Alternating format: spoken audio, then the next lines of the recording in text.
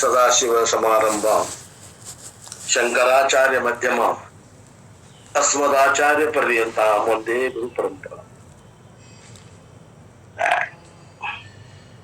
ನಾವು ಈ ಮುಂಚಿನ ಕ್ಲಾಸ್ನಲ್ಲಿ ಮುಂಡಕ ಉಪನಿಷತ್ತಿನ 3ನೇ ಖಂಡದ 4ನೇ ಮಂತ್ರವನ್ನು ವಿಸ್ತಾರವಾಗಿ ನೋಡಿದ್ವಿ. ನಾಯಮಾತ್ಮ ಬಲಹೀನೇನ ಲಭ್ಯ ನಚ ಪ್ರಮಾದ ತಪಸೋ ವಾಪ್ಯಲಿಂಗಾತ್ ಏತೈಹಿ ಉಪಾಯೈಹಿ ಯತತೆ ಯಸ್ತು ವಿದ್ವಾಂಸಃ ತಶೇಷ ಆತ್ಮ ವಿಶತೆ ಬ್ರಹ್ಮಧಾಮ ಅನ್ನುವಂಥ ಶ್ಲೋಕದ ಅರ್ಥವನ್ನು ನೋಡಿದ್ವಿ. ಆತ್ಮನು ಬಲಹೀನನಿಗೆ ಲಭ್ಯನಲ್ಲ, ಪ್ರಮಾದದಿಂದಾಗಲಿ ಸನ್ಯಾಸವಿಲ್ಲದ ತಪಸ್ಸಿನಿಂದಾಗಲಿ ಲಭ್ಯನಲ್ಲ. ಆದರೆ ಈ ಸಾಧನೆಗಳಿಂದ ಮಾತ್ರ ಯಾವ ವಿದ್ವಾಂಸನು ಪ್ರಯತ್ನಿಸುವನೋ ಅವನ ಈ ಆತ್ಮವು ಬ್ರಹ್ಮಧಾಮವನ್ನು ಪ್ರವೇಶಿಸುತ್ತದೆ ಅನ್ನುವಂತ ವಿಶೇಷ ಅರ್ಥವನ್ನ ಹೇಳಿದ್ರಲ್ಲಿ. ಉಪನಿಷತ್ತು ಮುಗಿಲಿಕ್ಕೆ ಬಂದದ, ಸಮಾರೋಪ ಮಾಡ್ತಾ ಇದೆ. ಮತ್ತೊಮ್ಮೆ ಮುಖ್ಯಾಂಶಗಳು ಅಂತ ಹೇಳ್ತಾರಲ್ಲ, ವಾರ್ತೆಗಳು ಆ ರೀತಿ ಮುಖ್ಯಾಂಶಗಳನ್ನ ಹೇಳಾಗತ್ತದ, ಸಾಧನೆಗಳನ್ನ ಹೇಳಾಗತ್ತದ. ಸಾಧನೆಗಳನ್ನ ಹೇಳಿ ಜ್ಞಾನವನ್ನ ಹೇಳಿ ಎರಡನೇ ಮುಂಡಕದಲ್ಲಿ ಎಲ್ಲ ವಿಸ್ತಾರವಾಗಿ ಹೇಳಿದ್ರೂ ಕೂಡ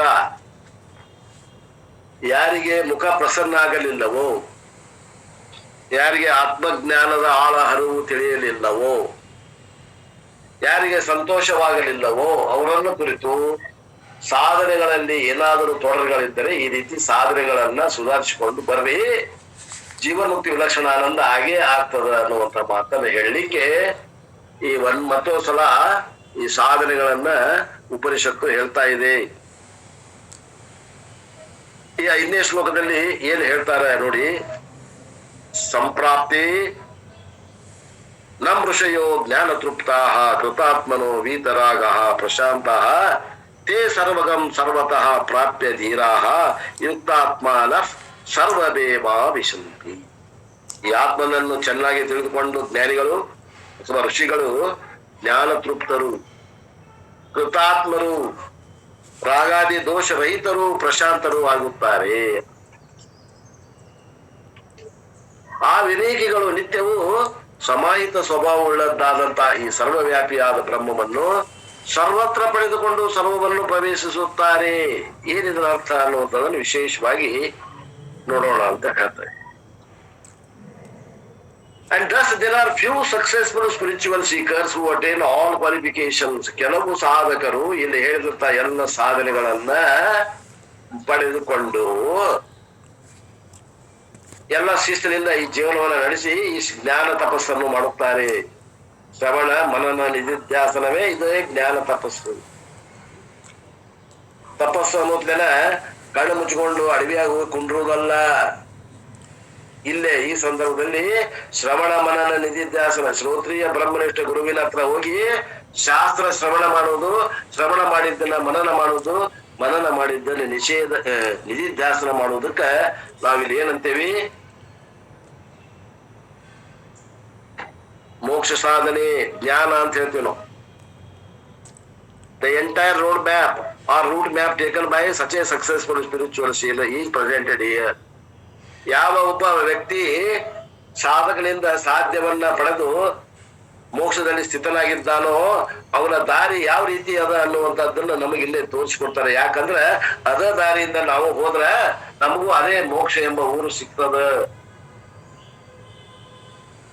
It is a complete mantra where every stage is beautifully given. ಈ ಶ್ಲೋಕ ಇದು ಕಂಪ್ಲೀಟ್ ತನ್ನಲ್ಲಿ ಸ್ವತಃ ಪೂರ್ಣವಾದಂತ ಶ್ಲೋಕ. ಇದರಲ್ಲಿ ಇದ್ದಂತ ಅರ್ಥ ತಿಳ್ಕೊಂಡ್ಬಿಟ್ರೆ ಇದು ಈ ಶ್ಲೋಕ ಪೂರ್ಣ ಪ್ರಮಾಣದ ಅರ್ಥವನ್ನು ಕೊಡ್ತದ, ಸಾಧನೆಯನ್ನ ಕೊಡ್ತದ. ಹೆಂಗಂದ್ರ ಒಂದು ದಾರಿಯೊಳಗ 4 ಸ್ಟೇಷನ್ 4 ಸ್ಟಾಪ್ ಅದಾವಂದ್ರ ಆ 4 ಸ್ಟಾಪ್ಗಳನ್ನು ಹೇಳಿ ಆ ಗುರಿಯನ್ನ ಮುಟ್ಟಿಸ್ತದ. ಹೆಂಗೋ ಅದು ಸ್ಟೇಷನ್ ರೋಡ್, ಹಾಗೆ ಈ ರೋಡ್ ಏನದ, ಈ ಪಥ ಏನದ ನಮಗ ಮೋಕ್ಷ ಅನ್ನುವಂತ ಗುರಿಯನ್ನ ಹೋಗಿ ಮುಟ್ಟಿಸ್ತದ. ಹಂಗಾರೆ ಯಾವ ಹಂತಗಳು ಅಂತಂದ್ರೆ ಸಾಧನ ಚತುಷ್ಟಯ ಸಂಪತ್ತಿ ಅನ್ನುವಂಥದ್ದು ಇಲ್ಲೇ ಫೋಕಸ್ ಮಾಡಲಾಗಿದೆ. We will reorder to understand the stages. ಇಲ್ಲಿ ಹೇಳಿದಂತ ಕ್ರಮವನ್ನ ಬಿಟ್ಟು ನಾವು ಸ್ವಲ್ಪ ಬೇರೆ ಕ್ರಮದಲ್ಲಿ ಹೇಳ್ತೇನೆ, ವಿಚಾರ ಮಾಡ್ರಿ. ಈಗ ಮೊದಲ ಈ ವಾಕ್ಯದೊಳಗಿದ್ದಂತ 3ನೇ ಲೈನ್ ತಗೊಳ್ರಿ ಅಂತ. 3ನೇ ಲೈನ್ ಯಾವುದು? ತೇ ಸರ್ವಗಂ ಸರ್ವತಃ ಪ್ರಾಪ್ಯ ಧೀರಾಹ.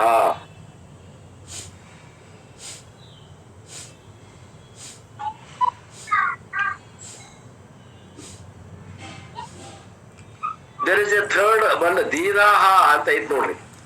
ಧೀರಾಹ ಅಂದ್ರೆ ಯಾರು? ಇಲ್ಲಿ ಶೂರವೇನು ಅಲ್ಲ. ಧೀರಾಹ ಅಂದ್ರೆ ವಿವೇಕಿನಃ ಅಂತ ಅರ್ಥ ಮಾಡ್ತಾರೆ ಇಲ್ಲಿ ಶಂಕರಾಚಾರ್ಯ. ಪರಂಪರೆಯಲ್ಲಿ ಏನ್ ಹೇಳ್ಯಾರ ಅದ ಅರ್ಥ ಮಾಡ್ಬೇಕು. ವಿವೇಕಿಗಳು ಅಂತ ಅರ್ಥ, ಆತ್ಮನಾತ್ಮ ವಿವೇಕಿಗಳು.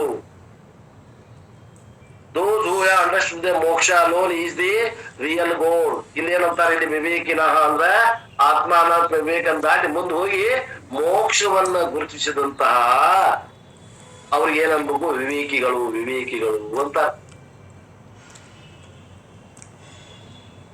ಆ ಮೋಕ್ಷ ಅನ್ನುವಂತಾದ ನಿಜವಾದ ಗುರಿ ಅದ ಜೀವನದಲ್ಲಿ.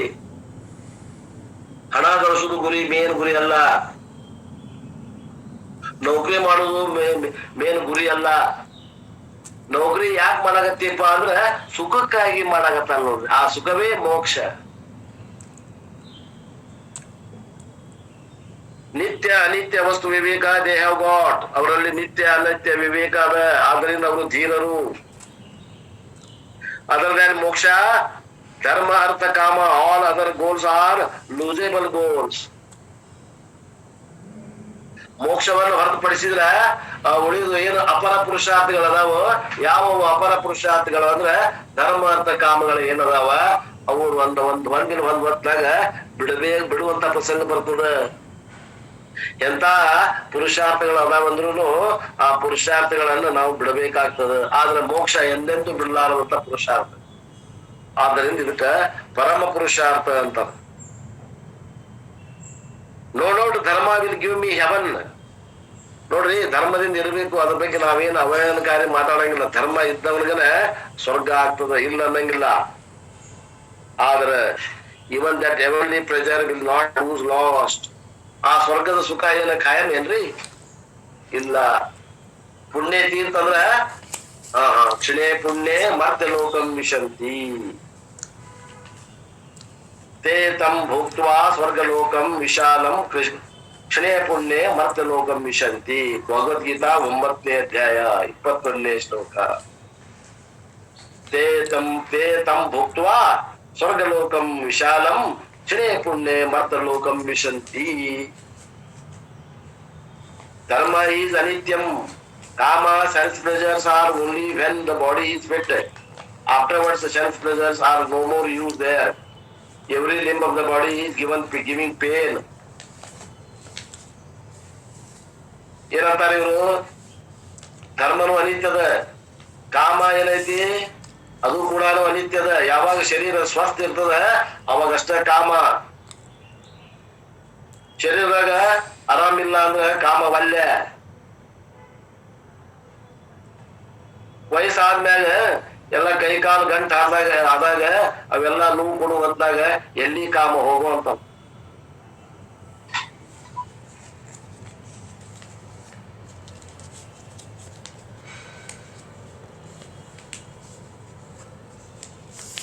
Therefore remember, ಕಾಮ ಈಸ್ ಅನಿತ್ಯಂ. ಕಾಮವು ಕೂಡ ಅನಿತ್ಯದ, ವಿಚಾರ ಮಾಡಿ. ಅರ್ಥ, ಮನಿ ಈಸ್ ಮಹಾ ಅನಿತ್ಯಂ. ಏನ್ ರೊಕ್ಕ ಐತಿ ಅದು ಏನು ಶಾಶ್ವತ ಏನ್ರಿ? ಅದು ಕೂಡ ಅನಿತ್ಯದ. Therefore they are all ಅನಿತ್ಯ ಪುರುಷಾರ್ಥ. ಮೋಕ್ಷ alone must be the primary goal. ಆದ್ದರಿಂದ ಮೋಕ್ಷ ಮಾತ್ರ ಅದು ಯಾವಾಗಲೂ ಒಮ್ಮೆ ಪಡೆದ್ವಿ ಅಂದ್ರೆ ಅದು ನಮ್ಮನ್ನು ಬಿಟ್ಟು ಹೋಗುದಿಲ್ಲ. ಅಂತದನ್ನ ಪಡಿಬೇಕ್ರಿ. ಈ ಬಿಟ್ಟು ಹೋಗುವಂತ ಪುರುಷಾರ್ಥ, ಅಪರ ಪುರುಷಾರ್ಥಗಳನ್ನ ಯಾಕೆ ಪಡಿಬೇಕು? ಧರ್ಮ, ಅರ್ಥ, ಕಾಮಗಳು ಇವು ಅಧಮ ಪುರುಷಾರ್ಥಗಳು. ಇವು ಒಂದಿನ ನಮ್ಮ ಕೈ ಬಿಟ್ಟು ಹೋಗುವಂತ ಪುರುಷಾರ್ಥಗಳು. ಆದ್ರೆ ಮೋಕ್ಷ ಏನದ ಒಮ್ಮೆ ಗಳಿಸಿರೋದು ಎಂದು ನಮ್ಮನ್ನು ಬಿಟ್ಟು ಹೋಗುವುದಿಲ್ಲ. ಆದ್ದರಿಂದ ಗಳಿಸಬೇಕು ಮೋಕ್ಷ, ನಿತ್ಯವಾದಂತ ಮೋಕ್ಷವನ್ನ. ಅದ್ರ ಮ್ಯಾಗ ನಮ್ ಗುರಿ ಇಡುವುದು ಏನೈತಿ? Fixing the goal upon the it is God ವಿವೇಕ. ಮೋಕ್ಷದ ಮ್ಯಾಗ ಗುರಿ ಇಡುವುದು ಏನೈತಿ? ಅದು ನಿಜವಾದ ವಿವೇಕ.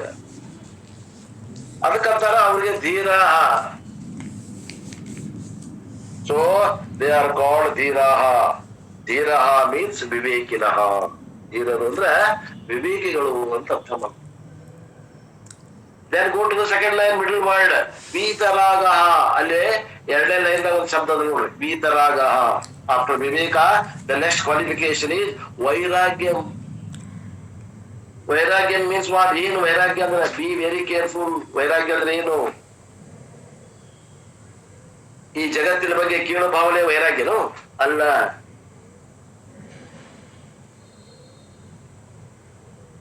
ನನಗ್ ಗೊತ್ತದ ಈ ಜಗತ್ತು ಅನಿತ್ಯ ಅದ ಅಂತ ಗೊತ್ತದ, ಆದ್ರ ಅದು it doesn't deserve me the goal of life. ಜಗತ್ತು ನನ್ನ ಗುರಿ ಆಗ್ಲಿಕ್ಕೆ ಸಾಧ್ಯ ಇಲ್ಲ. ಯಾಕೆ? ಅದು ಅನಿತ್ಯದ. Even though it does not deserve to be the goal, word alone is the means through which I can get moksha. ನನಗೆ ನಿಜವಾಗಿ ಮೋಕ್ಷ ಬೇಕಾಗಿತ್ತಂದ್ರೂ ಕೂಡ ನಂಗೆ ನೇರವಾಗಿ ಮುಕ್ತಿ ಸಿಗುವುದಿಲ್ಲ. ನನ್ಗ ಈ ಜಗತ್ತಿನ ಮೂಲಕವಾಗಿನೇ ನಾನು ಹೋಗ್ಬೇಕಾಗ್ಯದ ಅಲ್ಲಿಗೆ, ಮೋಕ್ಷ ಅನ್ನುವಂತ ಪರಮ ಪುರುಷಾರ್ಥಕ್ಕ ಈ ಜಗತ್ತಿನ ಹಿಡ್ಕೊಂಡ ಹೋಗ್ಬೇಕಾಗ್ಯದ. ಜಗತ್ತಿನ ಬಿಟ್ಟು ಅಲ್ಲಿಗೆ ಹೋಗ್ಲಿಕ್ಕೆ ಆಗುದಿಲ್ಲ. Therefore, I take away the goal status of the world, but I replace it by mean status. ಆದ್ರಿಂದ ನಾನು ಏನ್ ಮಾಡ್ತೀನಿ ಅಂದ್ರೆ, ಆ ಒಂದು ಜಗತ್ತು ಅನ್ನುವಂಥದ್ದು ಏನೈತಿ ಅದಕ್ಕೆ ನಾನು ಸಾಧನೆ ಅಂತೀನಿ, ಪರಮಾತ್ಮಗ ಸಾಧ್ಯ ಅಂತೇನಿ. ಜಗತ್ತು ನನಗೆ ಸಾಧ್ಯ ಅಲ್ಲ, ಜಗತ್ತು ನನಗೆ ಸಾಧನೆ ಆಗ್ಯದ. ಆ ಜಗತ್ತಿನ ಸಾಧನೆಯಿಂದ ಸಾಧ್ಯವಾದ ಮೋಕ್ಷವನ್ನು ಪಡೆಯುತ್ತೇನೆ ಅನ್ನುವಂಥದ್ದು ನಾನು ಮಾಡ್ಕೋತೀನಿ. ಈಗ ಜಗತ್ತು ಬಿಟ್ಟು ಇರಕಂತೂ ಆಗೋದಿಲ್ಲ. ಆ ಜಗತ್ತು ನನಗೆ ಸಾಧನೆ ಆಗೈತಿ, ಮೋಕ್ಷ ನನಗೆ ಸಾಧ್ಯ ಆಗ್ಯದ. ಸಾಧಕನು ಸಾಧನೆಯಿಂದ ಸಾಧ್ಯವನ್ನು ಪಡೆಯುತ್ತಾನೆ. Body cannot be goal of the life. ಈ ಶರೀರ ನಮ್ದು ಜೀವನದ ಗುರಿ ಆಗ್ಲಿಕ್ಕೆ ಸಾಧ್ಯ ಇಲ್ಲ. ಇದು ಸಾಧ್ಯ ಅಲ್ಲ, ಇದು ಸಾಧನ ಅದ. ಈ ಮನಸ್ಸು ಸಾಧನ ಅದ, ಇದು ಸಾಧ್ಯ ಅಲ್ಲ.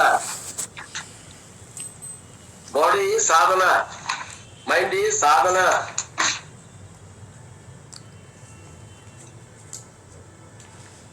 Give sufficient importance to the word, but never give over importance. ಜಗತ್ತಿಗೆ ಮಹತ್ವ ಕೊಡ್ರಿ, ಆದ್ರೆ ಹೆಚ್ಚಿನ ಮಹತ್ವ ಕೊಡ್ಬೇಡ್ರಿ. ಅಂದ್ರೆ ಏನು? ಜಗತ್ತಿಗೆ ಮಹತ್ವ ಕೊಡ್ರಿ, ಅದನ್ನ ಖರೆ ಅಂತ ತಿಳ್ಕೊಬೇಡ್ರಿ. ಅದು ಮಿಥ್ಯ ಅದ, ಅದು ಕೇವಲ ತೋರ್ತದ, ಅದು ಇಲ್ದನೆ ತೋರ್ತದ. Give sufficient importance to money. ಹಣಕ್ಕೆ ಮಹತ್ವ ಕೊಡ್ರಿ. Never in the name of ವೈರಾಗ್ಯಂ do not leave all the money you have. ವೈರಾಗ್ಯ ಅಂತ ತಿಳ್ಕೊಂಡು ನಿಮ್ಮಲ್ಲಿ ಇದ್ದಂತ ಹಣವನ್ನ ಎಲ್ಲವನ್ನ ಕೈ ಬಿಡಬೇಡ್ರಿ. You need money also. ನಿಮಗೆ ರೊಕ್ಕನೂ ಬೇಕಾಗ್ತದೆ. Therefore, money is important, family is important, body is important, every relationship is important. Give importance, but never give over importance. ಅದಕ್ಕೆ ಬೆಲೆ ಕೊಡ್ರಿ, ಆದ್ರೆ ಅದ ಖರೆ ಅಂತ ಕುಂಡ್ರಬೇಡ್ರಿ. ಬೆಲೆ ಕೊಡ್ರಿ, ತಲೆ ಮೇಲೆ ಇಟ್ಕೊಂಡು ಕುಂಡ್ರಬೇಡ್ರಿ. Because none of them is going to be around me all the time. ಯಾಕಂದ್ರೆ ಇವು ಯಾವು ನಾನ್ ಹತ್ರ ಎಂದೆಂದು ಒಂದ್ ಈಗ ಅದಾವಂದ್ರೆ ಇನ್ನೊಂದು 10 ದಿವಸದ ಕಾಲನಾಗ ಇವು ಯಾವ ನನ್ನ ಹತ್ರ ಇರುವುದಿಲ್ಲ. ಇವು ಬರುವ ಹೋಗುವ ಸ್ವಭಾವದವೆ, ಆಗಮಾಪಾಯನ ಸ್ವಭಾವ ಅದಾವೆ. They cannot be dependent permanently. ಅವುಗಳ ಮ್ಯಾಗ ನಾವು ಯಾವಾಗಲೂ ಅವಲಂಬಿತರಾಗಿರೋದು ಬರಂಗಿಲ್ಲ. So this gratitude and this attitude of converting world into sadhanam and not treating it as a sadhyam is called vairagyam. vairagya ಅಂದ್ರೆ ಏನ್ರಿ? ಈ ಒಂದು ಸಾಧ್ಯ ಅಂತ ಏನ್ ತಿಳ್ಕೊಂಡ್ವಿ, ಜಗತ್ತು ಸಾಧ್ಯ ಅಂತ ತಿಳ್ಕೊಂಡಿವಿ, ಅದು ಸಾಧ್ಯ ಅಲ್ಲ, ಅದು ಸಾಧನ ಅಂತ ತಿಳ್ಕೊಂಡು ಆ ಸಾಧನ ಸ್ಥಾನದ ಜಗತ್ತಲ್ಲಿ ಇಟ್ಟು ಸಾಧ್ಯವಾದ ಮೋಕ್ಷವನ್ನ ಪಡೆಯುವಂತದ್ದು ಏನದ, ಇದಕ್ಕ ವೈರಾಗ್ಯ ಅಂತಾರೆ. ವೈರಾಗ್ಯ ಅಂದ್ರೆ ಏನು?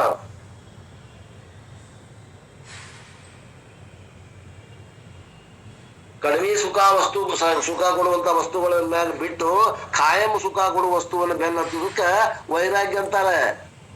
ಓಹೋ, ಇವು ಕಾಯಂ ಸುಖ ಕೊಡುದಿಲ್ಲ. ಧರ್ಮಾರ್ಥ ಕಾಮಗಳು ಕಾಯಂ ಸುಖ ಕೊಡುದಿಲ್ಲ. ಮೋಕ್ಷ ಕಾಯಂ ಸುಖ ಕೊಡ್ತದ. ಯಾವ್ದು ಕಾಯಂ ಸುಖ ಕೊಡ್ತದ ಅದನ್ನ ಬೆನ್ನ ಹತ್ತುದಕ್ಕೆ ಏನಂತೇವಿ ನಾವು? ವೈರಾಗ್ಯ ಅಂತೇವಿ.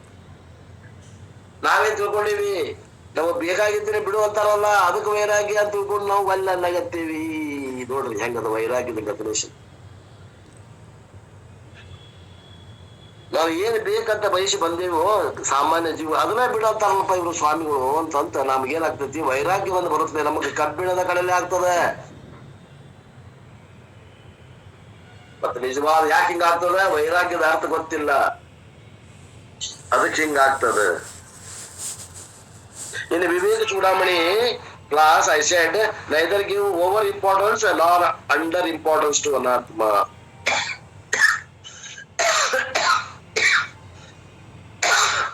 ಈ ಅನಾತ್ಮವಾದ ವಸ್ತುವಿಗೆ ಬಹಳಷ್ಟು ಪ್ರಾಮುಖ್ಯತೆಯನ್ನು ಕೊಡಾಕ್ ಹೋಗ್ಬೇಡ್ರಿ.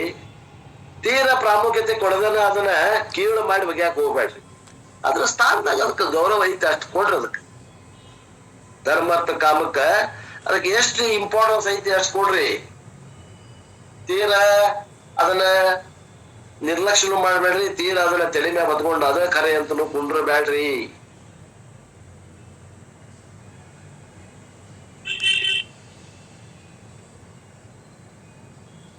Neither over importance nor under importance. Right importance is ವೈರಾಗ್ಯಂ. ಯಾವ ವಸ್ತುವಿಗೆ ಎಷ್ಟು ಬೆಲೆ ಕೊಡ್ಬೇಕು ಅನ್ನೋದಕ್ಕೆ ನಾವೇನಂತೀವಿ? ವೈರಾಗ್ಯ, ವೈರಾಗ್ಯ ಅಂತೀವಿ. ಯಾರು ಹೇಳ್ಕೊಟ್ಟಾರೇನ್ರಿ ವೈರಾಗ್ಯದ ಈ ಅರ್ಥನ? ಇಲ್ಲ, ಇದು ಶ್ರೋತ್ರಿಯರಲ್ಲಿ, ಬ್ರಹ್ಮನಿಷ್ಠರಲ್ಲಿ, ಪರಂಪರೆಯಲ್ಲಿ ಸಿಗುವ ಅರ್ಥ. ಆದ್ದರಿಂದ ಪರಂಪರೆಯನ್ನ ಬಿಟ್ಟು ಹೋಗಬಾರದು. ರೈಟ್ ಇಂಪಾರ್ಟೆನ್ಸ್ ಈಸ್ ವೈರಾಗ್ಯಂ. ಮೆಚುರಿಟಿ ಈಸ್ ವೈರಾಗ್ಯಂ. ಪ್ರಬುದ್ಧತೆ, ಹಣ್ಣಾಗುವಿಕೆ, ಮನಸ್ಸು ಹಣ್ಣಾಗುವಿಕೆ ಅಂತಾರೆ ಇದಕ್ಕಂತಾರ ವೈರಾಗ್ಯ. ಅನುಭವದಲ್ಲಿ ಅಮೃತ ಇದೆ ಅಂತೇವಲ್ಲ, ಅದು maturity. And the next one is what? ಸಮಾಧಿ ಷಟ್ಕ ಸಂಪತ್ತಿ. ಮೂರನೇದು ವೆರಿ ವೆರಿ ಇಂಪಾರ್ಟೆಂಟ್, ಬಹಳ ಮುಖ್ಯ. ಪ್ರಶಾಂತ,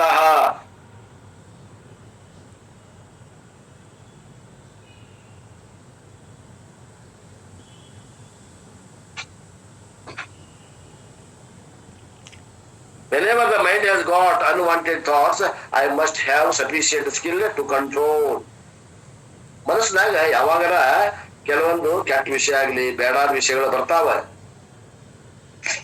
ಆ ವಿಷಯಗಳಿಂದ ನನ್ನ ಮನಸ್ಸನ್ನ ಮುಕ್ತನಾಗಿ ಮಾಡುವಂತದ್ದು ಏನ ನಿಯಂತ್ರಣ ಮಾಡೋದೈತಲ್ಲ, that should be able to replace the unwanted unhealthy thoughts by wanted and healthy useful constructive thoughts. ಈ ಒಂದು ಸ್ಕಿಲ್ ಏನದ, ಈ ನೈಪುಣ್ಯತೆ, ಯಾವ ಕೆಟ್ಟ ವಿಚಾರಗಳದಾವ ಬಂದ್ರು ಕೂಡ ಅವನ್ನ ಸರಿಸಬೇಕು. ಯಾವ ಒಳ್ಳೆ ಆರೋಗ್ಯಕರ ವಿಚಾರ ಅದಾವ, ಶಾಸ್ತ್ರೀಯ ವಿಷಯಗಳದಾವ, ಅವುಗಳ ಕಡೆ ಲಕ್ಷ್ಯವನ್ನ ಹೆಚ್ಚಿಗೆ ಹಾಕುವಂತದ್ದನ್ನು ಮಾಡಬೇಕು. ಈ ರೀತಿ ನಾವು ಮಾಡುವುದು ಏನದ, ಇದಕ್ಕೆ ಏನಂತಾರ? ಈ ನೈಪುಣ್ಯತೆ. ಈ ನೈಪುಣ್ಯತೆ ಏನಂತಾರ? ಇದು ಬೇಕಾಗ್ತದೆ. This skill will not come easily. ಅದು ನೀವು ಪ್ರಯತ್ನ ಮಾಡಿದ್ರೆ ಬರುವುದಲ್ಲ, ಪ್ರಯತ್ನ ಬಹಳ ಬೇಕು. The entire Upanishad yoga, all forms of meditation is only to develop this. ನಿಷ್ಕಾಮ ಉಪಾಸನೆ ಅಂತ ಏನ್ ನಾವು ಎರಡನೇದ್ದು, ಒಂದು ನಿಷ್ಕಾಮ ಕರ್ಮ ಆದ್ಮೇಲೆ ನಿಷ್ಕಾಮ ಉಪಾಸನೆ ಅಂತ ಹೇಳ್ತೇವಲ್ಲ, ಯಾವ ವಾನಪ್ರಸ್ಥ ಜೀವನದಲ್ಲಿ ಅಂತ ಹೇಳ್ತೀವಿ ನಾವು, ಧ್ಯಾನವನ್ನ ಹೇಳ್ತೀವಲ್ಲ, ಅದೆಲ್ಲ ಈ ಶಿಸ್ತೆ.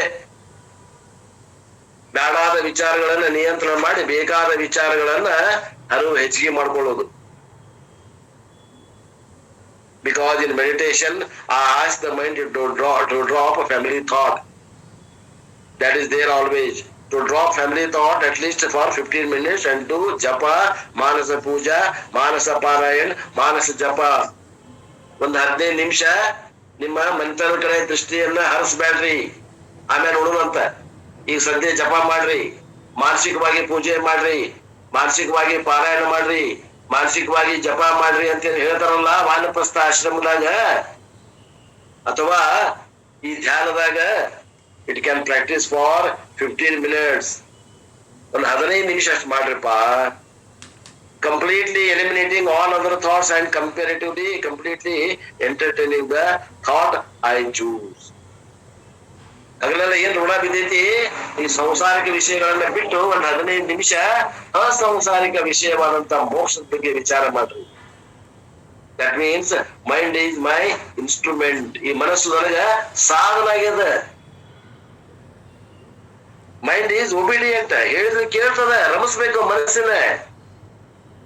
I can tell the mind drop the thought, ಬಿಡು ಆ ವಿಚಾರ, ಬಿಡು ಈ ವಿಚಾರ ತಗೋ, ಹೇಳ್ರಿ ಅದಕ್ಕೆ, ಕೇಳ್ತೈತ ಅದು.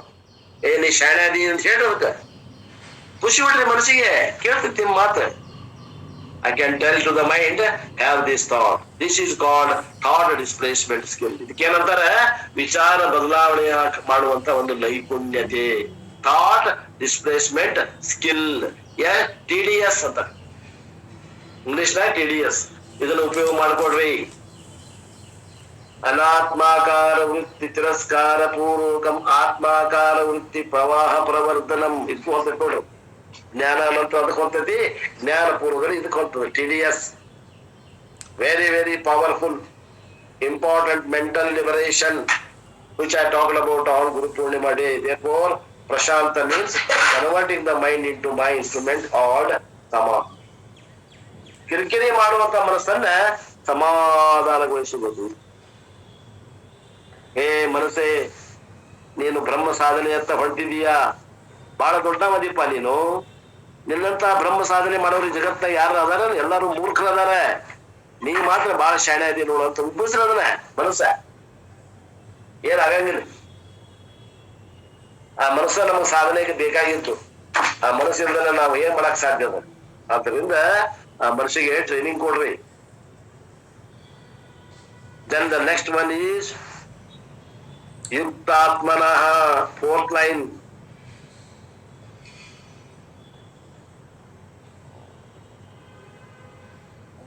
ಯುಕ್ತಾತ್ಮನ ಅಂದ್ರೆ ಏನು? Capacity to have attention in a particular field for the length of time.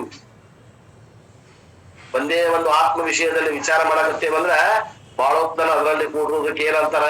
ಯುಕ್ತಾತ್ಮನಃ. Focusing capacity. ಪರಮಾತ್ಮ ವಿಷಯದಲ್ಲಿ ಮುಂಜಾನೆ ಏನ್ ಹೇಳಿದ್ರಪ್ಪ ಅನ್ನುವಂಥದ್ದನ್ನ ಒಂದು ತಾಸಿನಲ್ಲಿ ಇದ್ದಂತ ಜ್ಞಾನವನ್ನು 15 ನಿಮಿಷ ಪೂರಾ ಬರ್ಕಳಿಸುವುದು ಏನೈತಿ, ಅದಕ್ಕಂತಾರ ಫೋಕಸಿಂಗ್ ಕೆಪಾಸಿಟಿ. ಇದಕ್ಕಂತಾರ ಯುಕ್ತಾತ್ಮ ಜ್ಞಾನ.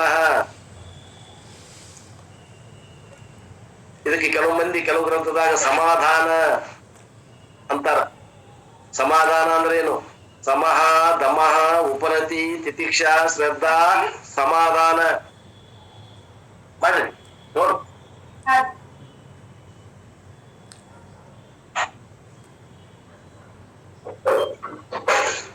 Focusing capacity for length of time. You may drop all other thoughts and start nama after telling twice out. Therefore, not only attention is important, but attention span is also important. Lakh ಕೊಡೋದು ಅಷ್ಟು ಮುಖ್ಯ ಅಲ್ಲ, ಎಷ್ಟೋ ತನ ಲಕ್ಷದಾಗಿರ್ತೇವೆ, ಅದು ಮುಖ್ಯದ.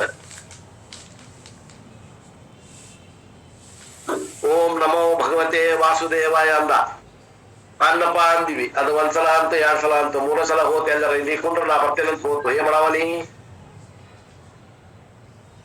ಅದು ಬಹಳ ಹೊತ್ತನ ಕೊಂಡಿರ್ಬೇಕು ಅನ್ಕೊಂತ. ಓಂ ನಮೋ ಭಗವತೆ ವಾಸುದೇವಾಯ, ಓಂ ನಮೋ ಭಗವತೆ ವಾಸುದೇವಾಯ, ಓಂ ನಮೋ ಭಗವತೆ ವಾಸುದೇವಾಯ, ಓಂ ನಮೋ ಭಗವತೆ ವಾಸುದೇವಾಯ. ಇಲ್ಲೇ ಕೊಂಡ್ರಲ್ಲ, ಹೋಗಿ ಬರ್ತೇನೆ. ಇಲ್ಲ, ನೀ ಇಲ್ಲೇ ಇರು, ನೀ ಶಾಣೆ ಅದಿ ಅನ್ಬೋದು. Otherwise, they will talk about ADD. Have you heard about that? Attention deficiency disorder. ನಮಗ ಅಟೆನ್ಷನ್ ಇಲ್ಲದ ಕೆಲವೊಂದು ಡೆಫಿಷಿಯನ್ಸಿ ಡಿಸಾರ್ಡರ್ ಅಂತಾರೆ, ADD. ಏನ್ರಿ ಎಲ್ಲ ಐತಿ. ನಮಗ್ ಒಂದ ಕಡೆ ಕೇಂದ್ರೀಕೃತ ಮಾಡಿ, ಮನಸ್ಸನ್ನ ಒಂದ ಸ್ಥಳದಾಗ ಕೇಂದ್ರೀಕೃತ ಮಾಡಿ ಸಾಧನೆ ಮಾಡಕ್ ಆಗೋದಿಲ್ರಿ. ನಮ್ ಮನಸ್ಸು ಏನದ ಅತ್ಲಾಗ್ ಇತ್ಲಾಗ್ ಹರಿದಾಡ್ತದ್ರಿ. 15 ನಿಮಿಷಕ್ಕೊಮ್ಮೆ ಚಾ ಬೇಕಂತದ್ರಿ. ಕುಂತಲ್ಲೇ ಕುಂಡ್ರುದಿಲ್ರಿ, ಅತ್ತಾಗಿತ್ತಾಗ ಅಡ್ಡಾಡಕ್ ಹೋಗ್ಬಾ ಅಂತದ. All those problems are there. With that nothing can be achieved. ಹಂಗಿತ್ತಂದ್ರ ವಿಕಲ್ಪ ಆಗೋದಿತ್ತಂದ್ರ ಮನಸ್ಸು ಯಾವ ಸಾಧನೆಯೂ ಆಗೋದಿಲ್ಲ. ಅದಕ್ಕೇನಂತಾರ ADD, attention disorder, deficiency disorder. Let alone moksha. Therefore, yuktatmanah means ಸಂಹಿತ ಚಿತ್ತ, ಸಮಾಹಿತ ಚಿತ್ತ. Thus Viveka is said, Vairagya is said, Samadhi Shadguna Sampatti has been hinted, Mumukshatvam has been mentioned in the third mantra. Thus all these qualifications are important. Viveka, Vairagya, Samadhi Shadguna Sampatti, Mumukshatva ಅನ್ನುವಂತ ಎಲ್ಲವೂ ಈ ಸಾಧನೆಗೆ ಬಹಳ ಮುಖ್ಯವಾದ qualifications ಅರ್ಹತೆಗಳು. And next what? ಋಷಯಃ, ಒಂದೇ line. All these qualifications themselves cannot give moksha. They cannot give jnanam also. Remember, meditation also cannot give jnanam. ವಿವೇಕ, ವೈರಾಗ್ಯ, ಶಮ, ಷಡ್ಗು, ಸಂಪತ್ತಿ, ಮುಮುಕ್ಷತ್ವ ಅದಾವು. ಇವು ಜ್ಞಾನವನ್ನು ಕೊಡ್ತಾವೇನ್ರಿ? ಇಲ್ಲ, ಕೊಡುವುದಿಲ್ಲ. ಜ್ಞಾನಕ್ಕೆ ಅನುಕೂಲವಾದ ವಾತಾವರಣ ಕೊಡ್ತಾವೆ. ಧ್ಯಾನ ಮಾಡಿದ್ರೆ ಮೋಕ್ಷ ಆಗತ್ತೇನ್ರಿ? ಕೆಲವೊಂದು ಧ್ಯಾನ ಮಾಡಿದ್ರೆ ಮೋಕ್ಷ ಆಗ್ತದ ಅನ್ನುವಂತ ಪರಂಪರೆಯವರು ಅದಾರೆ. ರಾಮಚಂದ್ರ ಮಿಷನ್ ಅಂತ ಹುಬ್ಬಳ್ಳಿ ಹೋಗ್ರಿ, ನೋಡಿ ಗೊತ್ತಾಗ. ದೇವ್ರ ಹೆಂಗ ಅದಾರ ಏನು ಹೇಳೋದಿಲ್ಲ, ಹೋಗುತ್ತಲ್ಲ ಧ್ಯಾನ ಕೂಡ್ರಿ. ರಾಮಚಂದ್ರ ಮಿಷನ್ ಎಲ್ಲಿದ್ರೆ ಹೋಗ್ರಿ ನೋಡ್ತಾರ. ಧ್ಯಾನವು ನಿಮ್ಗೆ ಮೋಕ್ಷವನ್ನು ಕೊಡುವುದಿಲ್ಲ. ಮೆಡಿಟೇಷನ್ ಕ್ಯಾನಾಟ್ ಗಿವ್ ಮೋಕ್ಷ ಆರ್ ಜ್ಞಾನಂ. I may do manas japa, I may do manas puja, etc. It will improve my shama. ಶಮಗುಣವನ್ನು ಪ್ರಾಪ್ತಿ ಆಗ್ಬೋದು.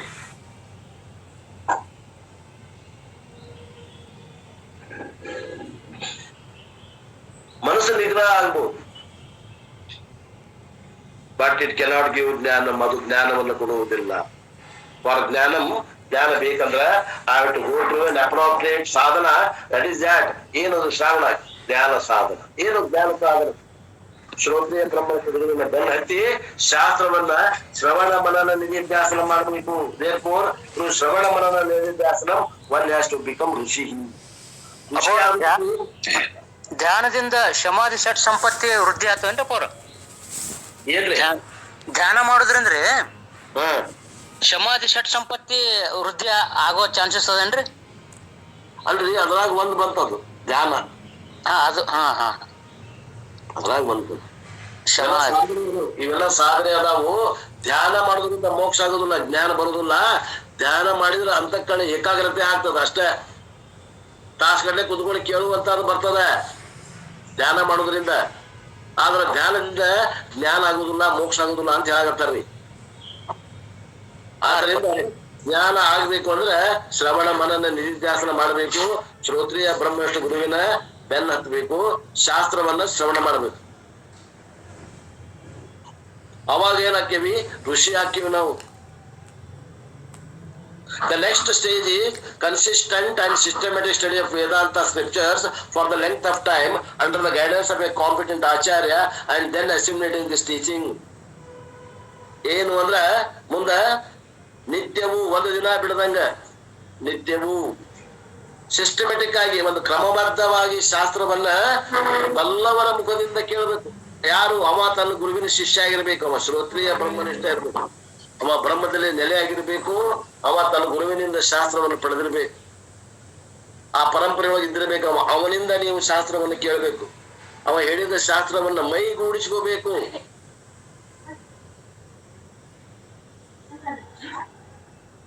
ಅವಾಗ ಏನಾಗ್ತದ? ಜ್ಞಾನ ಆಗ್ತದ. That is the next step. ಋಷಿ ಮೀನ್ಸ್ ವಾಟ್? ಋಷಿ ಅಂದ್ರೆ ಏನು? Long beard person is is not. ಋಷಿ ಅಂದ್ರೆ ಬಹಳಷ್ಟು ಗಡ್ಡ ಬಿಟ್ಟಾನ, ಬಿಳಿ ಗಡ್ಡ, ಕೈಯಾಗ ಒಂದು ಕಮಂಡಲ ಹಿಡ್ದಾನ, ಮ್ಯಾಗ ಒಂದು ಚುಡುಗಿ ಬಿಟ್ಟಾನ, ಅವಂಗಂತೀರ ಋಷಿ? ಇಲ್ಲ ಇಲ್ಲ. ಒಂದ್ ವೇಳೆ ಅವಂಗ ಋಷಿ ಅಂತಂದ್ರೆ ಈ ಹೆಣ್ಮಕ್ಳಿಗೆ ಗಡ್ಡನ ಬರೋದಿಲ್ಲ, ಅವ್ರು ಮತ್ತೆ ಋಷಿ ಆಗೋದಿಲ್ಲ ಏನೋ? ಅವ್ರು ಹೆಣ್ಮಕ್ಳು ಜ್ಞಾನಿ ಆಗಿಲ್ಲೇನು?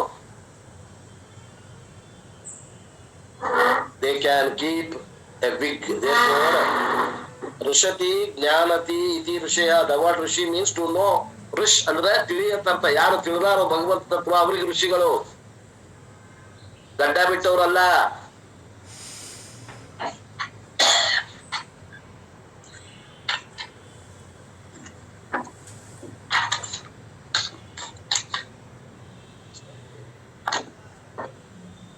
And once they become jnanis, what will happen? ಏನಾಗ್ತದ್ರಿ? ಒಂದು ಜ್ಞಾನ ಆತು ಅಂದ್ರೆ ಏನಾಗ್ತದೆ ಎಂತವ್ರಿಗೆ? ಹೇಳ್ತಾರ 2ನೇ ಲೈನ್ದಾಗ, ಕೃತಾತ್ಮಾನಃ ವೀತರಾಗಃ ಪ್ರಶಾಂತಃ ಕೃತಾತ್ಮನ ಏನ್ ಹಿಂಗಂದ್ರೆ ಏನ್ ಮಾಡ್ಬೇಕಾಗಿತ್ತು ಅದನ್ನ ಮಾಡಿದವು. ಏನ್ ಮಾಡ್ಬೇಕಾಗಿತ್ತು? ಜೀವೋತ್ವವನ್ನು ಕಳ್ಕೋಬೇಕಾಗಿತ್ತು. ಜೀವೋತ್ವವನ್ನು ಕಳೆಕೊಂಡು ಪರಮಾತ್ಮ ತತ್ವವನ್ನು ಪಡೆದವರು. Those who have transformed their ಜೀವಾತ್ಮ ಸ್ಟೇಟಸ್ ಇಂಟು ಪರಮಾತ್ಮ ಸ್ಟೇಟಸ್. ಆ ಜೀವಾತ್ಮ ಅನ್ನುವಂತ ಪದವಿಯನ್ನ ಏನ್ ಇತ್ತು ಮೊದಲ ಅದನ್ನ ಕಳ್ಕೊಂಡು ಈಗ ನಾನೇ ಪರಮಾತ್ಮ ಅನ್ನುವಂತ ಪದವಿಯನ್ನ ಹೊಂದಿದವ್ರಿಗೆ ಏನಂತಾರ? ಕೃತಾತ್ಮಾನಃ.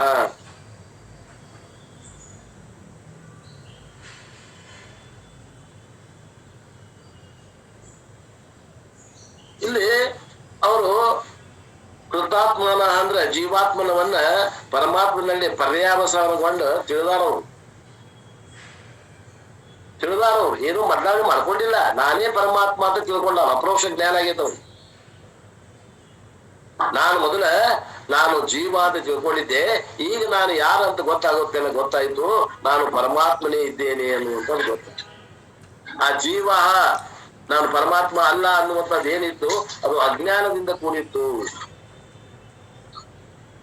ಈಗ ನನಗೇನ್ ಬಂತು? ಜ್ಞಾನ ಆಯ್ತು. ಜ್ಞಾನ ಆದ್ಮ್ಯಾಗ ನಾನು ಜೀವನಲ್ಲ, ನಾನು ಬ್ರಹ್ಮನೇ ಇದ್ದೇನೆ. ಅಹಂ ನ ಜೀವ ಅಹಂ ಬ್ರಹ್ಮೇವ ಏವ. ಇದಕ್ಕೆ ಹಿಂಗ ತಿಳ್ಕೊಳ್ಳೋದಕ್ಕೆ ಏನಂತಾರ? ಇದಕ್ಕ ಕೃತಾತ್ಮನಃ. And once a person goes through all these stages, ಜ್ಞಾನ ಪ್ರಾಪ್ತಿ, the benefit is total fulfillment. ಯಾವಾಗ ಸಾಧಕ ಈ ಸಾಧನೆಯನ್ನ ಮಾಡ್ತಾನೆ ಅವಾಗ ಪೂರ್ಣತ್ವ ಹಸ್ತಗತ ಆಗ್ತದೆ.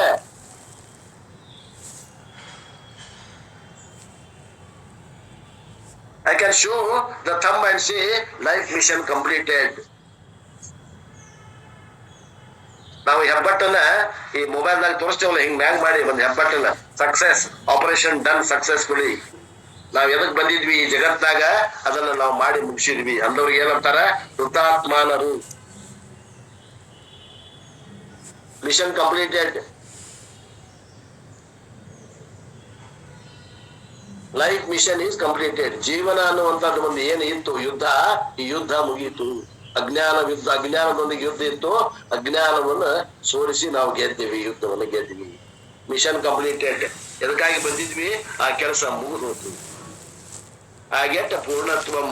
ಈಗಲೇ ನನ್ನಲ್ಲಿ ಅಪೂರ್ಣತ್ವ ಅನ್ನೋದು ಇಲ್ಲವೇ ಇಲ್ಲ. ನಾನು ಪೂರ್ಣನೇ ಇದ್ದೇನೆ, ನಾನು ಅರಿವು ಸ್ವರೂಪ ಇದ್ದೇನೆ. ಜ್ಞಾನೇನ ತೃಪ್ತ. even though at the body level, at the mental level, at the family level there are several deficiencies ಅಂತಾನವ. ನಾನು ಪೂರ್ಣನಿದ್ದೇನೆ ಅಂತಾನ. ಹಂಗ ಅನ್ಬೇಕಾದ್ರೂ ಕೂಡ ಅವನ ಶರೀರದಾಗಿ ಕೆಲವೊಂದು ನೋವು ಅದಾವ, ಕೆಲವೊಂದು ಕಾಯಿಲೆಗಳದಾವ, ಮಾನಸಿಕದಾಗೂ ಕೆಲವೊಂದು ತಳಮಳ ಅದಾವ, ತಮ್ಮ ಕುಟುಂಬದಾಗೂ ಕೆಲವೊಂದು ಕೊರತೆಗಳು ಅದಾವ. ಆದ್ರೂ ಅಂತಾನವ ನಾನು ಪೂರ್ಣ ಇದ್ದೇನೆ ಅಂತಾನ.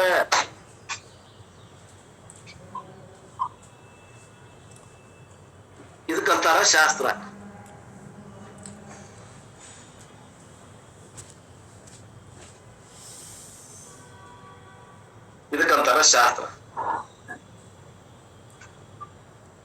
ಜೀವನದ ಸಂಕಷ್ಟ ಸಂಕೂಲಗಳ ಮಧ್ಯದಲ್ಲಿ ನಾನು ಪೂರ್ಣನಿದ್ದೇನೆ, ನಾನು ಮುಕ್ತನಿದ್ದೇನೆ ಅಂತಾನ ಅವ ಜ್ಞಾನಿ.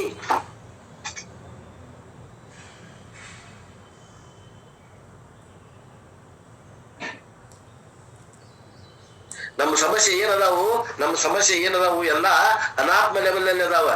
ದೇಹದ ಮಟ್ಟಿಗೆ ಅದಾವು. ಅಲ್ಲೇ ನಮ್ಮ ಕೊರತೆಗಳು ಸಾಕಷ್ಟು ಅದಾವ, ಎಣಸಾಕ್ ಬಾರ್ದಷ್ಟು ಅದಾವ.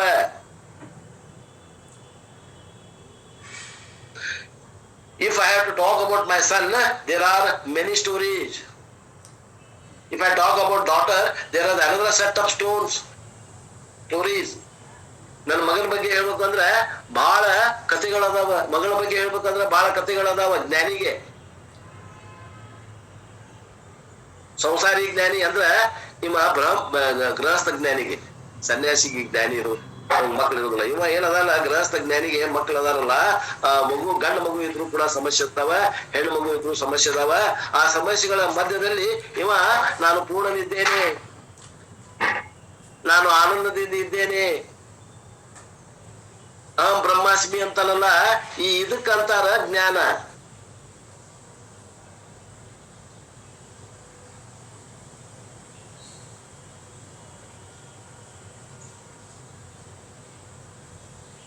ಅನಾತ್ಮದ ಮಟ್ಟಿಗೆ ವಿಚಾರ ಮಾಡಿದ್ರೆ ಈ ಋಷಿಗಳಿಗೂ ಕೂಡ ಅನೇಕ ಸಮಸ್ಯೆಗಳು ಇದ್ವು. ಅವು ಇದ್ದಾಗ್ಲೂ ಕೂಡ ಅವನು ಸರಿಸಿ ಅವರಂದ್ರು ನಾನು ಪೂರ್ಣನಿದ್ದೇನೆ, ನಾನು ಸುಖದಿಂದ ಇದ್ದೇನೆ ಅಂದಾರವರು. ವಿಚಾರ ಮಾಡ್ರಿ, ದೇಹದ ಮಟ್ಟಿಗೆ ಎಂದೂ ನಾವು ಪೂರ್ಣ ಆಗುವುದಿಲ್ಲ, ಮನಸ್ಸಿನ ಮಟ್ಟಿಗೆ ಇಳಿದು ಬಂದು ನಾವು ಎಂದೂ ಪೂರ್ಣ ಆಗುದಿಲ್ಲ, ಆತ್ಮನ ಮಟ್ಟಿಗೆ ಏರಿದಾಗ ನಾವು ಎಂದೂ ಅಪೂರ್ಣ ಆಗುದಿಲ್ಲ. ಈ ಮಾತನ್ನ ತಿಳ್ಕೊಳ್ರಿ ಆತ್ಮೀಯರೇ, ಯಾರು ಹೇಳುದಿಲ್ಲ. ಯಾಕೆ ಹೇಳುದಿಲ್ಲ? ಅವ್ರಿಗೆ ಗೊತ್ತಿಲ್ಲ. ಹೇಳೋರಿಗೆಲ್ಲ ಗೊತ್ತಿರ್ಬೇಕ, ಹೇಳ್ಬೇಕ? ಇಲ್ಲ, ಅವ್ರಿಗೆ ಗೊತ್ತಿಲ್ಲ.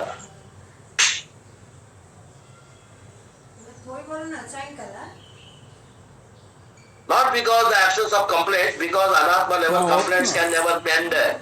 ಅವ್ರಿಗೆ ಋಷಿಗಳಿಗೆ ಯಾವ ಸಮಸ್ಯೆಗಳು ಇಲ್ಲ ಅಂತಲ್ಲ. ದೇಹ ಮತ್ತು ಮನಸ್ಸಿನ ಮಟ್ಟಿಗೆ ಬಂದಾಗ ಎಲ್ಲರಿಗೂ ಸಮಸ್ಯೆಗಳು ಸಾಮಾನ್ಯ. ಆತ್ಮನ ದೃಷ್ಟಿಯಿಂದ ವಿಚಾರ ಮಾಡಿದಾಗ ಯಾವ ಸಮಸ್ಯೆಗಳು ಇಲ್ಲ. ನಾನು ಪೂರ್ಣ ಇದ್ದೇನೆ, ನಾನು ಆತ್ಮ ಇದ್ದೇನೆ, ನಾನು ಆನಂದ ಸ್ವರೂಪ ಇದ್ದೇನೆ. That is why I say that you ask Lakshmi, Saraswati, Parvati, they will also have complaints about their husbands.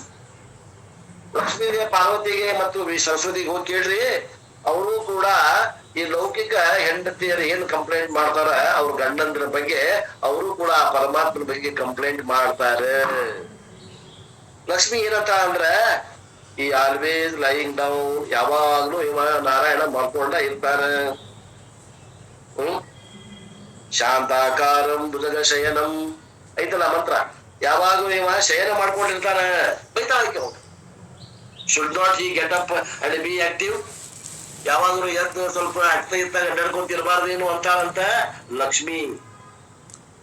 So Lakshmi will have her own complaint about Mahavishnu. ಮಹಾವಿಷ್ಣುವಿನ ಬಗ್ಗೆ ಆ ಲಕ್ಷ್ಮಿ ಕಂಪ್ಲೇಂಟ್ ಮಾಡ್ತಾರಂತ. Parvati will say he doesn't know how to dress up properly. ಈ ಶಿವಗ ಹೆಂಗ dress ಮಾಡ್ಬೇಕನ್ನೋದ dress sense ಇಲ್ಲ ಅಂತ Parvati. How can I get him out of this party? ಒಂದು ಪಾರ್ಟಿಗೆ ಹೋಗ್ಬೇಕಾಗೈತಿ, ಈ ಶಿವಪ್ಪನ ನಾ ಹೆಂಗ್ ಕರ್ಕೊಂಡು ಹೋಗ್ಲಿ? ಚರ್ಮಾಂಬರ ದರ್ಶನ ನಾನು ಹಿಂಗ್ ಕರ್ಕೊಂಡಾರ ಹೋದ್ ನನಗರ ಏನ್ ಕೆಂಪಸ್ ಸಿಕ್ಕೋದು ಅಂತಕ್ಕೆ ಪರವ. First I have to take him to a beauty parlour. ಒಂದ್ ವೇಳೆ ನಾನು ಶಿವಪ್ಪನ ಪಾರ್ಟಿ ಕರ್ಕೊಂಡು ಹೋಗ್ಬೇಕಂದ್ರ ನಾನು ಬ್ಯೂಟಿ ಪಾರ್ಲರ್ ಕರ್ಕೊಂಡು ಹೋಗ್ಬೇಕು. ಈ ಜಟ ಅಂಡ್ ಆಲ್, ಅವೆಲ್ಲ ಜಟ ಕೂದಲುಗಳನ್ನೆಲ್ಲ ನಾನು ಸೇವ್ ಮಾಡಿಸ್ಬೇಕು. Thus everybody will have complaint. Therefore remember, complaint free life is not possible. Complaint ಇಲ್ಲದ ಜೀವನ ಆ ದೇವತೆಗಳಿಗೆ ಸಾಧ್ಯ ಇಲ್ಲ ಅಂದ್ರಾಗ ಮನುಷ್ಯ ಮಾತ್ರನಿಗೆ ಹೆಂಗ್ ಸಾಧ್ಯ ಆಗ್ತದ? ಋಷಿಗಳಿಗೆ ಹೆಂಗ್ ಸಾಧ್ಯ ಆಗ್ತದ? ಸಾಧ್ಯ ಇಲ್ಲ.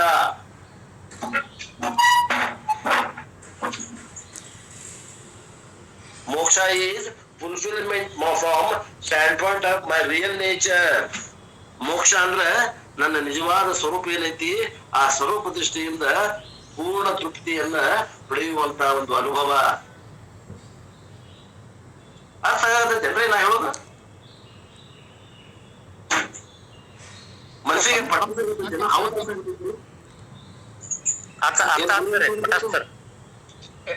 ಆಲಗತ್ತೆ ಮನಸ್ಸಿಗೆ ಪಟಾಯಿಸ್ಬೇಕು. ಇದು ನಮ್ಮ ಊರು ಸುದ್ದಿ, ಇದು ಬೇರೆ ಊರು ಸುದ್ದಿ ಅಲ್ಲ, ಇದು ನಮ್ಮ ಊರು ಸುದ್ದಿ ಅಂತ ನಮ್ಗೆ ಅನಿಸ್ಬೇಕು. ಇಲ್ಲಪ್ಪ ಇದು ಯಾವ್ದೋ ಬೇರೆ ಇದ್ದವ್ರ ಸುದ್ದಿ ಅಂತ ಆಗ್ಬಾರ್ದು. ನಮ್ಮೂರ್ದು ಅಲ್ಲ, ನಂದಪ್ಪ ಇದು.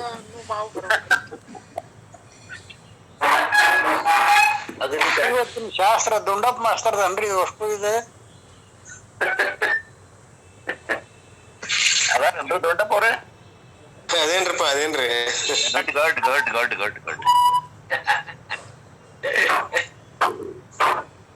ಈಗ ಹೇಳ್ತಂತ ಹೇಳ್ರಿ, ಅವ್ರ ಮಂಗಳಾರತಿಯಾಗ ಹೇಳ್ತಾನೆ ಅವ್ರಿಗೆ ಶಿಸ್ತಾಗಿ.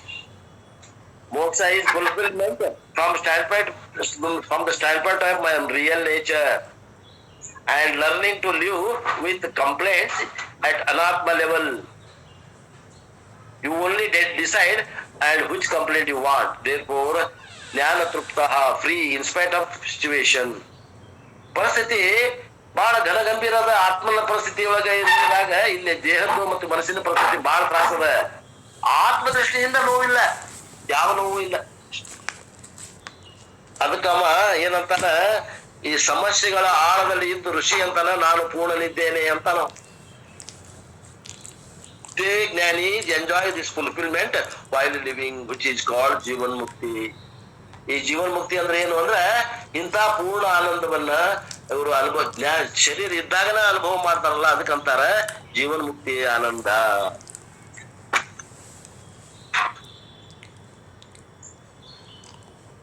While living also and after death also, they are one with Brahman. ಶ್ರೀಮಂತ ಇದ್ದಾಗಲೂ ಆತು, ಮರಣ ಹೊಂದಿದಾಗೂ ಆತು, ಅವರು ಯಾವಾಗಲೂ ಆ ಒಂದು ಸುಖವನ್ನು ಅನುಭವ ಮಾಡ್ತಾರೆ. ದುಃಖೇಶು ಅನುದ್ವಿಗ್ನ ಮನಃ ಸುಖೇತು ವಿಗತ ಸ್ಪೃಹ ವೀತರಾಗ ಭಯಕ್ರೋಧ ಸ್ಥಿತದೇರ್ ಮುನಿ ಇತಿ ಉಚ್ಯತೆ. ಸುಖ ದುಃಖೇಶು ಅನುದ್ವಿಗ್ನ ಮನಃ, ಸುಖ ದುಃಖಗಳಲ್ಲಿ ಯಾವ ಮನಸ್ಸನ್ನು ಅನುದ್ವಿಗ್ನ ಆಗದೆ ಇರ್ತಾರೋ, ಸುಖದಲ್ಲಿ ವಿಗತ ಸ್ಪೃಹ, ಸುಖದಲ್ಲಿ ಅವರು ಸುಖಕ್ಕೂ ಅಂಟುಕೊಳ್ಳುವುದಿಲ್ಲ. ವೀತರಾಗ ಭಯ ಕ್ರೋಧದಿಂದ ಬಿಟ್ಟವರಾಗಿ ಸ್ಥಿತಿಯಿಂದ ಇರ್ತಾರ, ಅವ್ರಿಗಂತಾರ ಮುನಿಹಿ. while living also and after death also. ಎಲ್ಲಿ ಬಂತ್ರಿ ಈ ಶ್ಲೋಕ? ಇದು ಭಗವದ್ಗೀತೆ 2ನೇ ಅಧ್ಯಾಯ 54ನೇ ಶ್ಲೋಕ. while living also and after death also they are with Brahman. ಶರೀರ ಇದ್ದಾಗೂ ಬಂತು, ಶರೀರ ಇಲ್ಲದೆ ಇದ್ದಾಗೂ ಬಂತು, ಯಾವಾಗಲೂ ಅವರು ಆ ಪರಮಾತ್ಮನೊಂದಿಗೆ ಇರ್ತಾರ, ಅಭೇದ ರೀತಿಯಿಂದ ಇರ್ತಾರ. that is said in the 3rd line. ಅದನ್ನ ಈ 3ನೇ ವಾಕ್ಯದಲ್ಲಿ ಹೇಳ್ಯಾರ. ತೇ ಸರ್ವಗಂ ಸರ್ವತಃ ಪ್ರಾಪ್ಯ. at the end of ಪ್ರಾರಬ್ಧ their body falls. ಪ್ರಾರಬ್ಧ ಮುಗೀತು ಅಂದ್ರೆ ಯಾರ್ದಿದ್ರು ಶರೀರ ಬೀಳುದ, ನಿಜಗೊಂಡ್ರದು ಬೀಳುದ, ಸಿದ್ಧಾರೂಢರದು ಬೀಳುದ, ನಿಮ್ಮದು ಎಲ್ಲಾರ್ದು ಬೀಳುದ. ಪ್ರಾರಬ್ಧದ ಅಧೀನದ ಈ ಶರೀರ. and they are not worried about the longevity of the body. ಈ ಶರೀರ ದೀರ್ಘಾಯುಷ್ಯ ಹೊಂದಬೇಕು, ಇಲ್ಲ ಅವ್ರು ಬಯಸುವುದಿಲ್ಲ.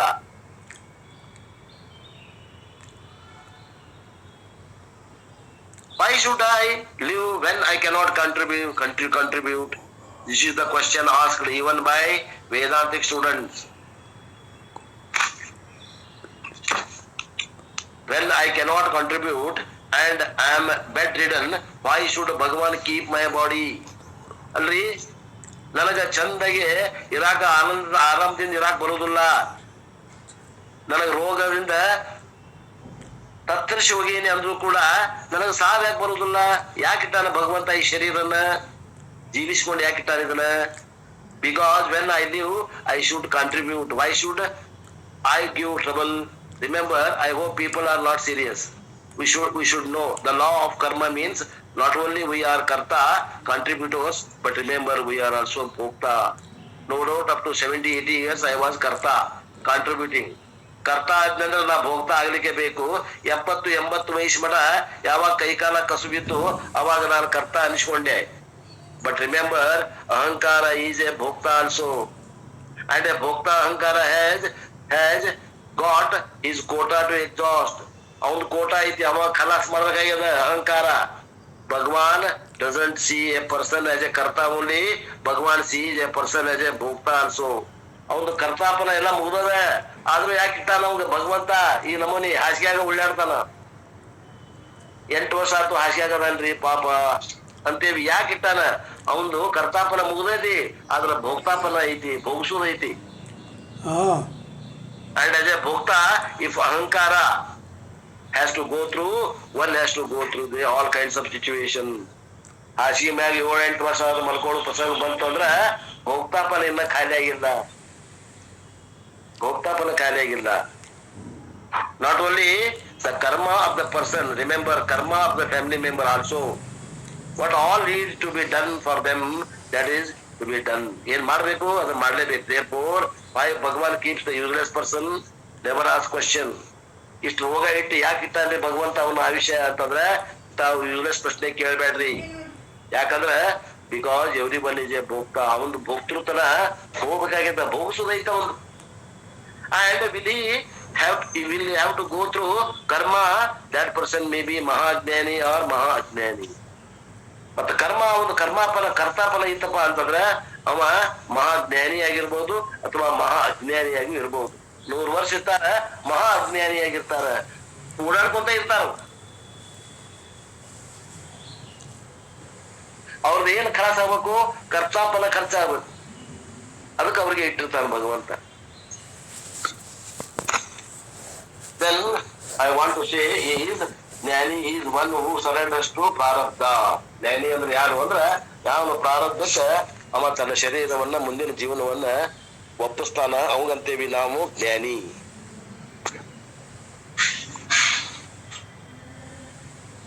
Let the body continue as long as it should according to the law of karma. ಆ ಕರ್ಮದ ನಿಯಮ ಪ್ರಕಾರ ಈ ಶರೀರ ಎಷ್ಟು ದಿವಸ ಬದುಕಬೇಕು ಅಷ್ಟು ದಿವಸ ಬದುಕಲಿ. It is neither my wish nor even ಭಗವಾನ್ಸ್ wish. ಅದು ನನ್ನ ಆಶೆನೂ ಅಲ್ಲ, ಅದು ಭಗವಂತನ ಆಶೆನೂ ಅಲ್ಲ, ಅದು ಪ್ರಾರಬ್ಧದ ಅಧೀನದ. ಎಷ್ಟು ದಿನ ಈ ಶರೀರ ಬದುಕಬೇಕು ಅನ್ನುವಂಥದ್ದು ಅದು ಪ್ರಾರಬ್ಧದ ಮ್ಯಾಗ ಅವಲಂಬಿತ. ಅದು ಭಗವಾನ್ also doesn't decide the time of death. ಯಾವ ಟೈಮ್ಗೆ ತೀರ್ಕೋಬೇಕು ಅನ್ನೋದು ಭಗವಂತನು ಕೂಡ ನಿರ್ಣಯ ಮಾಡಕ್ ಬರಂಗಿಲ್ಲ, ಪ್ರಾರಬ್ಧದ ಅಧೀನದ. ಅದು ಲಾ ಆಫ್ ಕರ್ಮ, ಪ್ರಾರಬ್ಧ ಅನ್ನುವಂತ ನಿಯಮ ಕರ್ಮದ ಮ್ಯಾಗ ಅದು ಅವಲಂಬಿತ ಅದ. Only implementing that law, karma phala data, he doesn't directly implement. Either he gives death through disease or sometimes through doctors. ಅದು ಮರಣ ಹಿಂಗ ಬರ್ಬೇಕು ಅಂತಲ್ಲ, ಅದು ಒಂದು ಯಾವ್ದಾದ್ರ ರೋಗದಲ್ಲಿ ಯಾವ ಮಾಡ್ಕೊಂಡು ಬರ್ತದೆ. ಅದು ಯಾವ್ದೊಬ್ಬ ಡಾಕ್ಟರ್ ರಾಂಗ್ ಟ್ರೀಟ್ಮೆಂಟ್ ಕೊಟ್ಟು ನೋವು ಆಗ್ಬಹುದು, ಅಥವಾ ಯಾವ್ದಾರ ಒಂದು ಅಪಘಾತ ಆಗಿ ಸಾಯಬಹುದು. ಆ ಪ್ರಾರಬ್ಧ ಹೆಂಗೈತಿ ಆ ಪ್ರಾರಬ್ಧ ಅನುಸಾರ ಆಗ್ತದೆ. Therefore through one method or other Bhagwan causes death. ಆ ಪ್ರಾರಬ್ಧವೇ ಅವನು ಸಾವನ್ನ ತರ್ತದೆ. ದ ಕಾಸ್ ಈಸ್ ಕರ್ಮ ಅಲೋನ್, therefore ಜ್ಞಾನಿ ಈಸ್ ರೆಡಿ ಫಾರ್ ದಟ್. ಆ ಕರ್ಮವೇ ಅದಕ್ಕೆ ಕಾರಣ ಆಗಿರೋದ್ರಿಂದ ಆ ಕರ್ಮ ಅವಂದ ಐತಿ, ಅದಕ್ಕೆ ಜ್ಞಾನಿ ಆ ಕರ್ಮಕ್ಕಾಗಿ ಕಾಯ್ತಿರ್ತಾನ, ರೆಡಿ ಅದಾನ. And when the body falls, ಯಾವಾಗ ಅದು ಶರೀರ ಬೀಳ್ತದೆ, ತೇ ಜ್ಞಾನಿ ಈಸ್ ಸರ್ವಗಂ ಸರ್ವತಃ ಪ್ರಾಪ್ಯ. ದ ಜ್ಞಾನಿ, ದ ಎನ್ಕ್ಲೋಸ್ಡ್ ಚೈತನ್ಯಂ enclosed within the body merges into all pervading ಚೈತನ್ಯಂ. ಸರ್ವಗಂ ಚೈತನ್ಯಂ ಸರ್ವತಃ ಪ್ರಾಪ್ಯ. ಸರ್ವಂ ಏತತ್ ವಿಶಂತಿ, ಸರ್ವಂ ಏವ ಅವಿಶಂತಿ. ದಟ್ ಜ್ಞಾನಿ is no more en enclosed consciousness. ಹೆಂಗ್ ಆಗ್ತದ ಅಂದ್ರೆ, ಘಟ ಹೊಡೆದಾಗ ಘಟಾಕಾಶವು ಹೋಗಿ ಮಹಾಕಾಶದಲ್ಲಿ ಏನಾಗ್ತದೆ, ಪ್ರವೇಶ ಆದಂತೆ ಆಗ್ತದಲ್ಲ, ಹಂಗ ಇಲ್ಲಿನೂ ಆಗ್ತದೆ. ಅಲ್ಲಿ ಏನು ವ್ಯತ್ಯಾಸ ಇಲ್ಲ. Therefore being all pervading conscious, where is he now? ಯಾವಾಗ ದೇಹ ಪಾತ ಆತು, ಆ ಒಂದು ಏನದ ಚೈತನ್ಯ ಪರಮಾತ್ಮ ಚೇತನದಲ್ಲಿ ಬಂದಾದಾಗ ಎಲ್ಲದ ನೀವ? ಅವ ಎಲ್ಲ ಕಡೆ ಅದಲ್ಲ, ಈಸ್ ಎವ್ರಿವೇರ್. Therefore ಜ್ಞಾನಿ ಈಸ್ ವಿಶ್ವರೂಪರು ಈಶ್ವರ. ಜ್ಞಾನಿ ಅಂದ್ರೆ ಅವ ವಿಶ್ವರೂಪ ಅದಾನೆ. Previously he was ಏಕರೂಪ ಜೀವ, now he is ವಿಶ್ವರೂಪ ಈಶ್ವರ. ಅವಾಗ ಜ್ಞಾನ ಆಗೋಕ್ಕಿಂತ ಮೊದಲ ಏಕರೂಪ ಜೀವ ಇದ್ದ, ಈಗ ವಿಶ್ವರೂಪ ಈಶ್ವರ ಆದ. ಅದಕ್ಕಂತ ಶಾಸ್ತ್ರ ಸರ್ವಂ ಏವ ಆವಿಶಂತಿ, enters. And again entry is not physical movement. ಅವ ಪರಮಾತ್ಮನಲ್ಲಿ ಒಂದಾಗುವಂತದ್ದು ಇದು ಒಂದು ಭೌತಿಕ ಕ್ರಿಯೆ ಅಲ್ಲ. The body merging to creation and ಚೈತನ್ಯಂ is all pervading enclosed one. ಆ ಚೇತನವು ಸಮುದ್ರದಲ್ಲಿ ಸೇರಿದ, ನದಿ ಹೋಗಿ ಸಮುದ್ರದಲ್ಲಿ ಸೇರಿದಂತೆ ಜೀವಾತ್ಮ ಪರಮಾತ್ಮನಲ್ಲಿ ಒಂದಾಗುತ್ತಾನೆ. ಹೆಸರಷ್ಟ ಬೇರೆ, ಜೀವ ಪರಮ ಅನ್ನೋದು, ಆತ್ಮ ಅನ್ನೋದು ಒಂದಾದ, ಅದು ಒಂದಾಗ್ತದ. ಇಷ್ಟು ಈ ಮಂತ್ರದ ವಿಶೇಷ ಅರ್ಥ ಇದೆ. ಇದನ್ನ ನಾವು ಪುನಃ ನೆಲಕ್ಕೆ ಹಾಕೋಣ ಅನ್ನುವುದಿಗೆ ಇವತ್ತಿನ ಈ ವಾಕೃಪ ಸೇವೆಯನ್ನ ಗುರುಪಾದಕ್ಕೆ ಸಲ್ಲಿಸಿ ನನ್ನ ವಾಣಿಗೆ ವಿರಾಮ್.